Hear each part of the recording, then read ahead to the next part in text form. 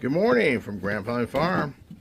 It's April 10th, 2025, and it's about 9:30 in the morning. It's kind of a cold day again. The temperature says it's 51. Feels a little bit colder than that. Started to warm up a little bit. The sun's starting to shine through the clouds.